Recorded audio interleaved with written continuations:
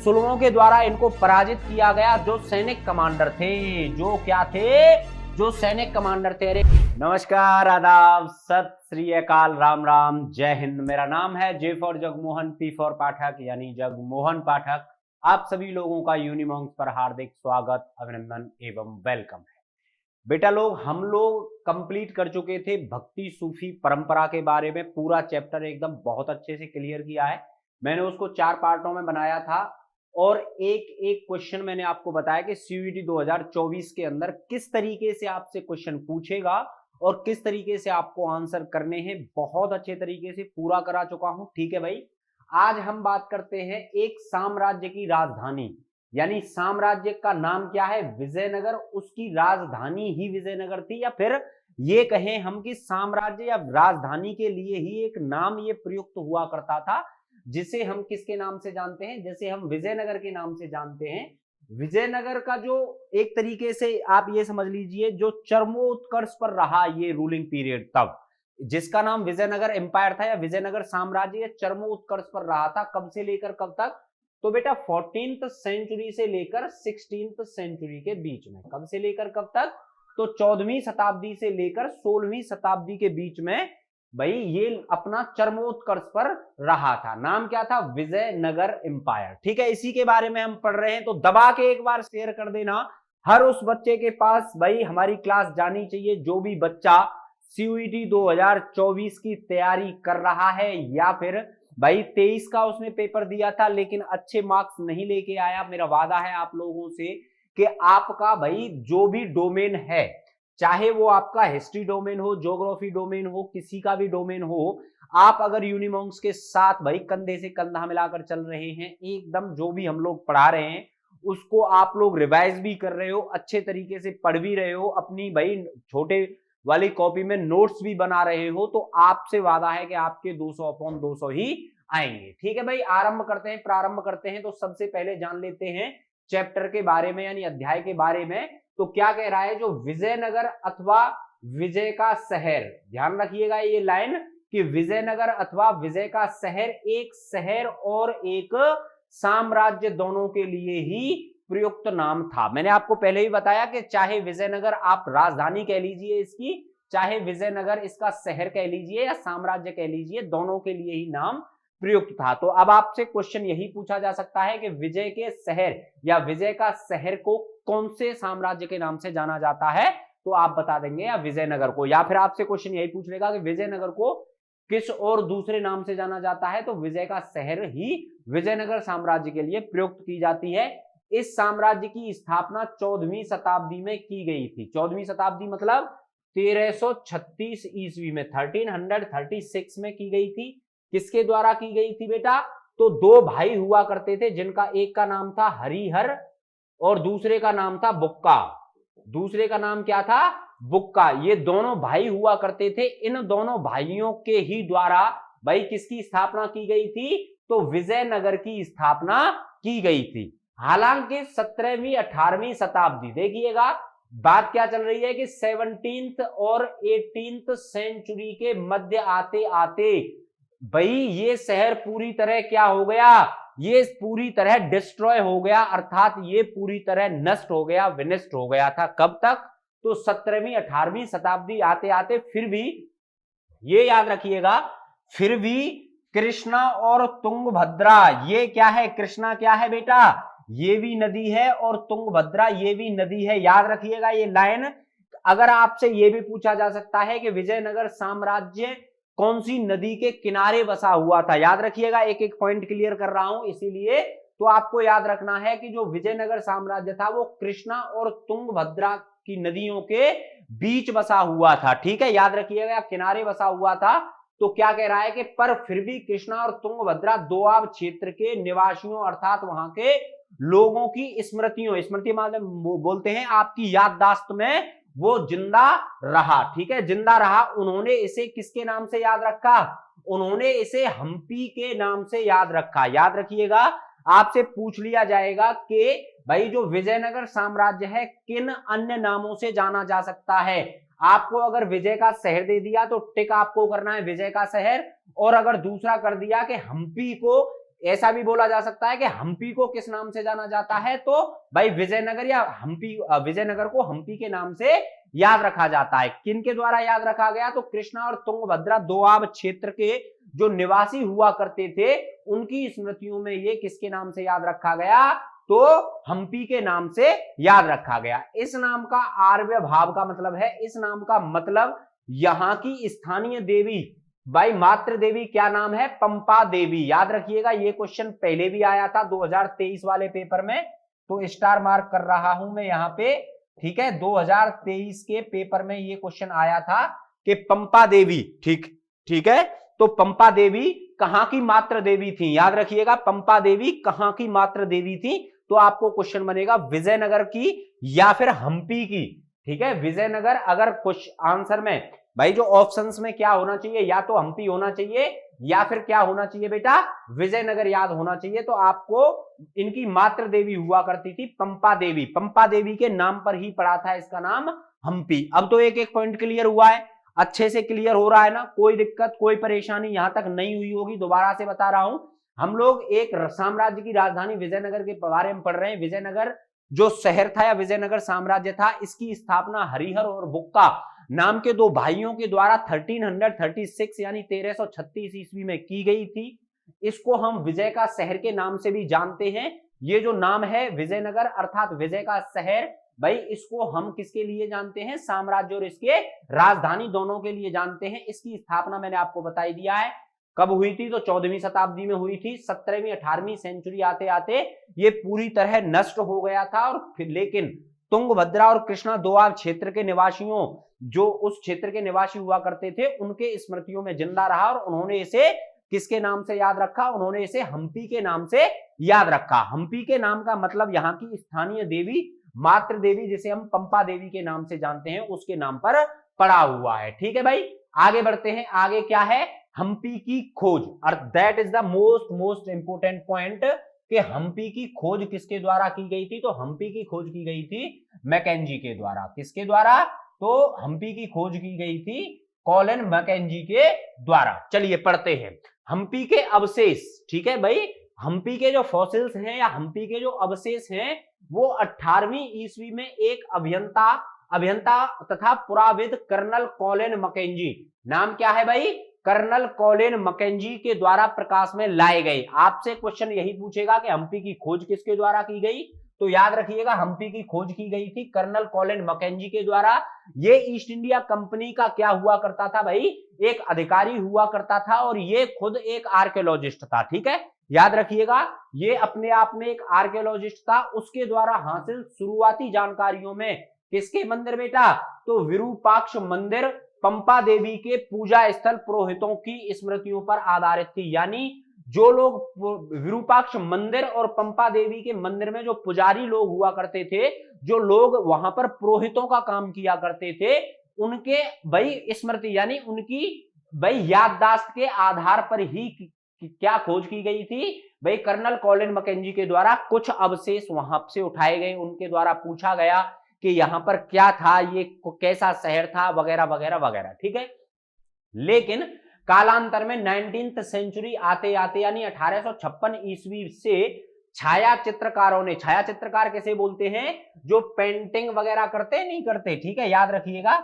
मैं यहाँ पे इसीलिए आपसे पेंटर होते हैं ना, पेंटिंग करने वाले, जो अपने कागज पे ही पेंटिंग बना देते हैं, तो 1856 ईस्वी में भाई पेंटकारों ने या छाया चित्रकारों ने यहाँ के भवनों के चित्र संकलित करना आरंभ कर दिया। और 1836, ये आपको याद रखना है, 1836 से ही अभिलेखकर्ताओं ने यहां और हम्पी के अन्य मंदिरों में कई दर्जन अभिलेखों का इकट्ठा करना आरंभ कर दिया था। ठीक है, याद रखिएगा। बस आपसे केवल क्वेश्चन अगर यहां से पूछा जाना है तो वो यही पूछा जाएगा कि हम्पी की खोज किसके द्वारा की गई थी। हम्पी की खोज कर्नल कॉलिन मैकेंजी के द्वारा की गई थी। कब की गई थी, तो 18th सेंचुरी में की गई थी। ठीक है, बस आपको ये बात याद रखनी है। और दूसरी बात क्या याद रखनी है कि विरूपाक्ष मंदिर तथा जो पंपा देवी का मंदिर था, उसके जो पुरोहित हुआ करते थे, उनके द्वारा जो स्मृतियां रखी गई थी, उसी को बताया गया था। किसको भाई, कर्नल कॉलिन मैकेंजी को। ठीक है, आगे बढ़ते हैं। राय, नायक तथा सुल्तान। राय, नायक तथा सुल्तान। तो अब पढ़ते हैं हम कि कौन कौन से लोगों के द्वारा क्या क्या यहां पर किस तरीके से रूल किया गया था। ठीक है, परंपरा और अभिलेखीय साक्ष्यों के अनुसार। परंपरा का मतलब आप समझते हो कि भाई जो ट्रेडिशन चला जाए, जो चलता रहे, तो परंपरा उसको बोलते हैं हम। परंपरा और अभिलेखीय साक्ष्यों यानी इंस्क्रिप्शंस, यानी अभिलेखीय साक्ष्यों के अनुसार विजयनगर साम्राज्य की स्थापना दो भाइयों किसके द्वारा बेटा, मैंने पहले ही बताया था आपको कि हरिहर और बुक्का द्वारा। कब? तो 1336 ईस्वी में की गई थी। 1336 ईस्वी में की गई थी। इस साम्राज्य के कई भागों ने पहले शक्तिशाली राज्य जैसे तमिलनाडु में चोलों और कर्नाटक में होयसालों के राज्य का विकास देखा था। आपसे यही पूछ लिया जाएगा, याद रखिएगा एकदम करेक्ट आंसर कि तमिलनाडु में भाई कौन सा साम्राज्य चला करता था। तो आपको याद रखना है चेर और चोल। भाई चोल और चेर, पांड्याज। ठीक है, पांड्याज जो डायनेस्टी हुआ करती थी या फिर ये राजवंश यहां पर चला करते थे। कहां? तमिलनाडु में। इन क्षेत्रों के शासक वर्ग ने क्या काम किया? विशाल मंदिरों जैसे, याद रखिएगा, तो विशाल मंदिरों जैसे तंजावुर के बृहदेश्वर मंदिर तथा वेलूर के चन्नकेशव मंदिरों को संरक्षण प्रदान किया गया था। आपसे क्वेश्चन पूछा जाएगा कि जो तंजावुर मंदिर है, जो बृहदेश्वर मंदिर है, ये कौन से शासकों के द्वारा बनवाया गया? तो बेटा याद रखिएगा चोल शासकों और होयसाल शासकों के द्वारा इन मंदिरों का निर्माण करवाया गया था। ये मंदिर कहां है? तो याद रखिएगा ये जगह है तंजावुर। ठीक है, आपसे पूछ लिया जाएगा बृहदेश्वर मंदिर कहां है, तो मंदिर कहां पर है बेटा? तंजावुर में है। ठीक है, यहां तक समझ में आया, एकदम क्लियर हुआ। हरिहर और बुक्का नाम के दो भाई थे, इनके द्वारा विजयनगर साम्राज्य की स्थापना की गई थी। कब की गई? 1336 ईस्वी में की गई थी। इस साम्राज्य के कई भागों ने, मैंने आपको बताया इस साम्राज्य का मतलब है विजयनगर साम्राज्य से, तो विजयनगर साम्राज्य के कई भागों ने पहले शक्तिशाली राज्यों जैसे तमिलनाडु में चोलों और होयसाल राज्यों के विकास को अच्छे तरीके से देखा था। इन्हीं शासकों के द्वारा यहां पर विशाल मंदिरों का आयोजन या फिर विशाल मंदिर बनवाए गए और उनको संरक्षण भी प्रदान किया गया, जैसे कि बृहदेश्वर मंदिर तथा वेलूर का चन्नाकेशव मंदिर। ठीक है, यहां तक एकदम क्लियर हुआ। आगे बढ़ते हैं। राज्य का चरमोत्कर्ष, राज्य मतलब अपने पीक टाइम पर कब था? अपने पीक टाइम पर कब था? ठीक है, याद रखिएगा ये चीज, हम लोग यहां से अब आगे पढ़ने वाले हैं। राजनीति में सत्ता के दावेदारों में शासकीय वंश के सदस्य तथा सैनिक कमांडर शामिल थे। अब यहां पे ये क्या बोल रहा है? यहां पर ये लाइन कह रही है कि राजनीति में सत्ता के दावेदारों, देखिए यहां से पढ़िएगा कि सत्ता के दावेदारों में शासकीय वंश का मतलब क्या होता है? जो रूलर चला आ रहा है। अर्थात अब मैं मान लीजिए मैं एक किसी भी राज्य का राजा हूं या फिर आप किसी भी राज्य के राजा हो, तो वहां पर मेरा पुत्र, फिर मेरे पुत्र का मेरा पुत्र, फिर उसके ऐसे करके इसको बोलते हैं हम सत्ता के दावेदारों में शासकीय वंश। ठीक है, के सदस्य तथा सैनिक कमांडर, जो वहां पर सैनिक कमांडर हुआ करते थे, जो उनकी रूलर्स की भाई आर्मी में जो लोग काम किया करते थे, वो भी शामिल हुआ करते थे सत्ता की दावेदारी में। पहला वंश, याद रखिएगा, मोस्ट मोस्ट मोस्ट इंपोर्टेंट ये लाइन है। ठीक है भाई, अगर आपसे पूछ लिया जाए कि फर्स्ट डायनेस्टी कौन सी थी विजयनगर एम्पायर के दौरान या विजयनगर साम्राज्य के दौरान, तो आपको याद रखना है संगम वंश। कौन सा वंश? तो पहला राजवंश जो संगम वंश कहलाया था ने 1485 ईस्वी तक, कब तक बेटा? 1485 तक नियंत्रण रखा। अर्थात संगम वंश का जो पीरियड बोला जाता है, संगम वंश का जो एक तरीके से आप ऐसे समझिए, जो संगम वंश का रूलिंग पीरियड। ठीक है भाई, संगम वंश का अगर मैं बात करूं रूलिंग पीरियड के बारे में, तो बेटा कब से कब तक बोला जाता है? 1336 ईस्वी से लेकर 1485 ईस्वी तक। ठीक है, ये यहां तक रूलिंग पीरियड माना जाता है। अब मेरी बात सुन लीजिए, तो पहला राजवंश जो संगम वंश कहलाता था ने 1485 तक नियंत्रण रखा। उन्होंने सुलभों ने या उन्हें सुलभों ने उखाड़ फेंका। अर्थात सुलभों के द्वारा इनको पराजित किया गया। जो सैनिक कमांडर थे, जो क्या थे? जो सैनिक कमांडर थे। अरे पापा की परियो, मम्मी के मगरमच्छों, मेरी बात ध्यान से सुनो। मैंने आपको क्या बताया था? मैंने आपको बताया था कि जो राजनीति में सत्ता के दावेदार हुआ करते थे उनमें कौन सा वंश हुआ करता था, उनमें शासकीय वंश हुआ करता था, और दूसरा कौन सा था, जो सैनिक कमांडर हुआ करते थे, जो वहां पर आर्मी चीफ हुआ करते थे उस राज्य के, वो भी दावेदारी कर लिया करते थे। पहला राजवंश जो संगम वंश था, इसके द्वारा 1336 से लेकर 1485 तक रूल किया, उसके द्वारा सुलभ आए। ठीक है, सुलभा डायनेस्टी आपने पढ़ी होगी, सुलभा डायनेस्टी जरूर आपने पढ़ी होगी। ये वो डायनेस्टी थी जिसने किसको उखाड़ फेंका, जिसने उस संगम वंश के रूलर्स को उखाड़ फेंका था, और वे 1503 ईस्वी तक सत्ता में रहे। यानी लगभग आप अगर बात करो तो संगम वंश का पीरियड 1336 से लेकर 1485 तक, अगर बात करें सुलभा डायनेस्टी की तो 1485 से लेकर 1503 ईस्वी तक। उसके बाद that is the most important dynasty, जिसको हम जानते हैं तुलवा डायनेस्टी के नाम से। जिसको हम किसके नाम से जानते हैं बेटा, तो तुलवा डायनेस्टी के नाम से इसको हम जानते हैं। ठीक है, उसके बाद तुलवों ने उनका स्थान लिया, और कृष्णदेवराय तुलवा वंश से ही संबंधित था। आपसे पूछ लिया जाएगा who was the greatest ruler of Tuluva dynasty, तो आपको याद रखना है, आपको बताना है भाई Krishnadevaraya was the greatest ruler of Tuluva dynasty या तुलवा वंश। ठीक है, आपको याद रखना है सबसे महान राजा कौन था तुलव वंश में, तो जिसका नाम था कृष्णदेव राय। ठीक है, कृष्णदेव राय के शासन की ही चारित्रिक विशेषता, विस्तार और दृष्टिकरण था, और इसी काल में तुंगभद्रा और कृष्णा नदियों के बीच का क्षेत्र रायचूर दोआब हासिल किया गया था। कब, तो 1512 ईस्वी में। आपको यहां से आगे मैं कल पढ़ाऊंगा पूरा का पूरा के किस तरीके से कृष्णदेव राय ने कौन कौन सी डायनेस्टी को और किस किस तरीके से कहां कहां पर हराया था। केवल आज आपको यह याद रखना है, आज जो मैंने आपको यहां तक पढ़ाया है कि जो पहला वंश था उसका नाम था संगम वंश। कब से लेकर कब तक चला, 1336 से लेकर 1485 तक चला।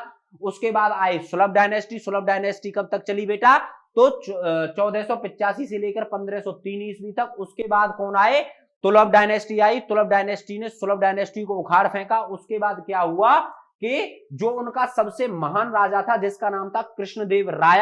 भाई आपको एक और पूछ लिया जाएगा कि कृष्णदेव राय किसके कंटेम्पररी था, तो याद रखिएगा ये बाबर के कंटेम्पररी था, यानी बाबर के समकालीन हुआ करता था कृष्णदेव राय। ठीक है, कृष्णदेव राय के द्वारा ही या फिर इसी काल में तुंगभद्रा और कृष्णा नदियों, ये याद रखो कि तुंगभद्रा और कृष्णा नदियों के बीच का क्षेत्र जिसे हम किसके नाम से जानते हैं, जिसे हम रायचूर दोआब के नाम से जानते हैं, कब हासिल किया गया था ये, तो 1512 ईस्वी में हासिल किया गया था। ठीक है, मैं यहां पे लिख रहा हूं 1512 ईस्वी में हासिल किया गया था रायचूर दोआब क्षेत्र। ठीक है बेटा, यहां तक एकदम क्लियर आया है। अच्छे से शेयर होती रहेगी क्लास, एक एक बच्चे तक शेयर कर देना, आपका एक शेयर हमें बहुत ज्यादा मोटिवेट करता है। ठीक है, कल मिलूंगा, यहां से आगे पढ़ाऊंगा, तब तक के लिए नमस्कार, जय हिंद।